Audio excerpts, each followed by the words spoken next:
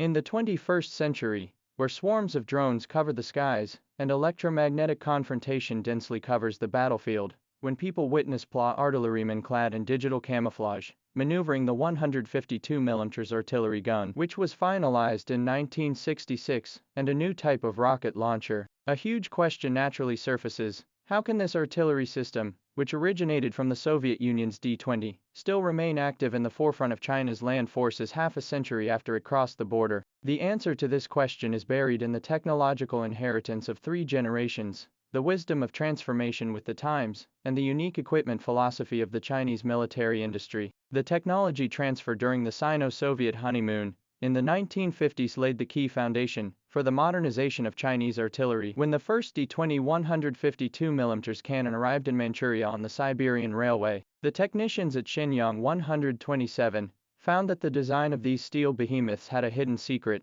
The modular frame structure allowed them to be disassembled and transported in 6 parts within 30 minutes, and the dual park and recovery system was able to maintain a theoretical rate of fire of 6 rounds per minute at -40 degrees C. The most surprising feature was the ammunition, which could be fired at a rate of up to 6 rounds per minute. The most amazing thing is the advanced design of its ammunition system. The Soviet engineers will grenades, armor-breaking shells, concrete destruction bomb charge standardized into 8 modules. This 3-use bullet concept to make the front-line ammunition replenishment efficiency increased by 3 times. In the process of copying, Chinese military engineers not only reproduced these designs, but also made a key improvement in 1966 when it was localized, extending the body tube from 27.3 to 27.8 times the diameter. Behind this seemingly minor adjustment was a new electroslag remelting technology developed by Taiyuan Iron and Steel Works, which resulted in a tensile strength of 1.3 times that of the Soviet original, increasing the muzzle velocity of the projectile to 655 meters per second. This breakthrough process was later applied to the development of the Type 83 self-propelled grenade gun, forming a chain of technological inheritance throughout half a century. The smoke of the counterattack and self-defense against Vietnam forged the legendary Type 66 artillery battle medals. In the 1984 Laoshan Battle of the 712 Defense, the 14th Army 4th Division Artillery Regiment deployed 24 Type 66 as secretly in anti-slope positions, using its -5 degrees to +63 degrees wide shooting boundary, the Viet Cong 6 artillery battalions to carry out cross-fire suppression. When the Vietnamese 2S-3 self-propelled artillery attempted to move by mobility, the PLA's forward observation post locked its trajectory through ballistic calculations and guided the Type 66 to fire explosive bombs at an altitude of 800 meters, with prefabricated shrapnel forming a death airspace of 230 meters in diameter. In this campaign, the type of artillery record averaged daily firing 187 tons of ammunition, sustained high-intensity shooting so that the body tube life from the standard 3,000 rounds sharply reduced to 800 rounds, but all the guns in the battle of the bolt-locking mechanism of the wear and tear of only 60% of the design standard. Post-war dismantling revealed that the improved wedge-type breech of the Shenyang 127 factory used a nitriding process to achieve a surface hardness of H or C62, a technology transplant from the Type 59 tank gun that made the Type 66 far more reliable than the original Soviet version. The new century's digital transformation has given this classic weapon a combat power that transcends the times. The Firehawk 3 fire control system, which was installed in 2016, has a real-time cross-link with the Attack 2 unmanned aerial vehicle through a tactical data chain, which has compressed the response time to fire from 12 minutes to 98 seconds. At an altitude of 4,700 meters in the Kangshiwa training ground, the modified artillery group uses a new type of low-temperature hydraulic oil and still maintains a stable rate of fire of 4 rounds per minute in a -25 degrees Celsius environment. 2018 Zhuhai Air Show debut of the GP6 guided artillery shells, using inertial, GPS, laser 3-mode composite guidance, and its round probability error reaches a staggering accuracy of 0.3 mils. A plateau exercise, 2 modern 66 type in the complex electromagnetic environment, through the Patrol Sky -2 UAV relay guidance, 150 kilometers away from the simulation of the command post to implement cross-service strikes, the ability to go beyond the tactical indicators of some of the new vehicle-mounted artillery. What is even more amazing is the wisdom of its new life of old ammunition cast iron ammunition produced in the 1970s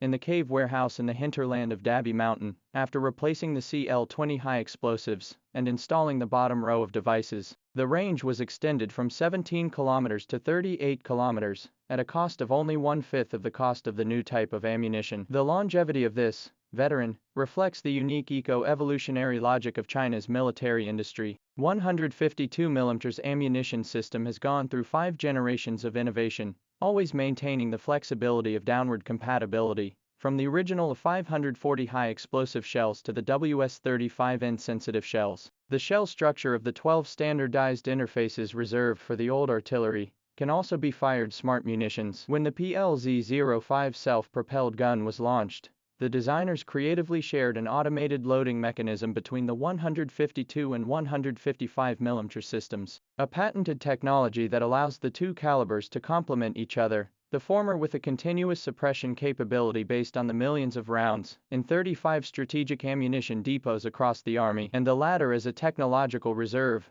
aimed at the battlefields of the future. The wisdom of this dual-track system was demonstrated to the fullest extent in the July 2021 confrontation exercise. The Red Side's Type 66 artillery group fired low-cost, extended-range rounds to implement area suppression, which induced the Blue Side's anti-artillery radar to turn on, and the Type 05 self-propelled artillery then fired terminal bombs to carry out precision strikes. NATO military observers pointed out in the exercise report that the efficiency of the synergy between the old and the new equipment has overturned the traditional generation gap theory of prediction model. In the permafrost positions on the Tibetan Plateau, the 00-year-old gun commanders of a synthesized brigade of the 76th Group Army are using touch screens and augmented reality helmets to redefine the mode of operation of this classic artillery piece. The digitalization retains the original steering wheel, but embeds a torque sensor inside it, allowing for seamless switching between manual and electric gun control. 2022 will see the introduction of the Sky Dome family of smart shells, which will give the Type 66 the ability to fire roving bombs, releasing a 6-rotor drone above the target area, which can conduct up to 40 minutes of battlefield monitoring and control of the armored cluster, as well as the ability to launch a 6-rotor drone. The gun releases a 6-rotor drone over the target area, which can carry out battlefield monitoring and suicide attacks on armored clusters for up to 40 minutes. These transgressive technology grafting, so that the birth of the transistor era of the old gun, but can be integrated into the informationization of the battlefield OOD kill chain. What is more meaningful is that its improvement process accumulated in the gun steel life extension technology, modularization transformation experience, is being applied to the development of new electromagnetic gun, forming a unique, reverse technology spillover effect.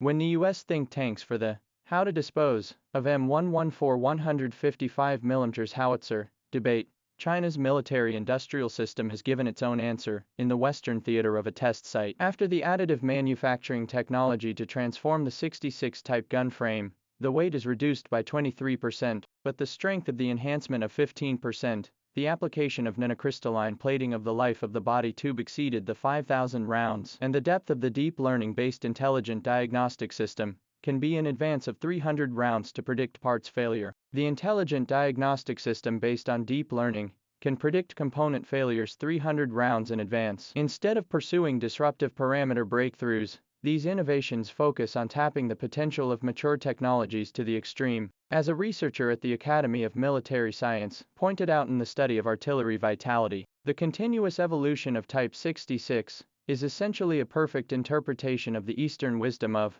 applicable as advanced. When the global military-industrial community is caught up in the anxiety of technological generation gap, we choose to let traditional weapons regain their life and system empowerment. Standing in the 2023 time and space coordinates look back, this half a century across the still roaring artillery has long exceeded the scope of simple weapons and equipment. It has witnessed China's metamorphosis from imitation tracking to independent innovation, carrying the technology introduction, digestion and absorption, upgrading and innovation of the national defense paradigm, but also demonstrates the unique wisdom of late developing countries in the development of equipment on the road. When the smoke clears, those engraved on the barrel of the traces of the years, and the LCD screen data streams reflect, as if telling an eternal truth, in the wave of the military revolution, the real vitality does not lie in the birth of the dazzling parameters, but whether it has the evolution of the gene with the times. This is perhaps the most profound revelation that Type 66 canon gives to this era. In the dialectical fusion of tradition and innovation, the oldest weapon can also write the most future war poetry.